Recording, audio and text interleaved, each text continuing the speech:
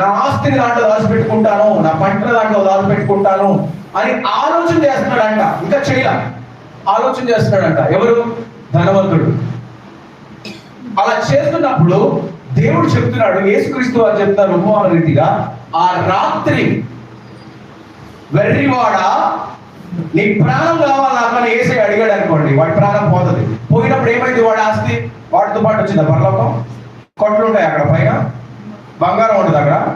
నీ చేతిలో ఉన్న చిన్న మిల్లీగ్రామ్ బంగారం కూడా విడిచిపెట్టి నువ్వు మట్టిగా పోవాలి. ఆమేన్.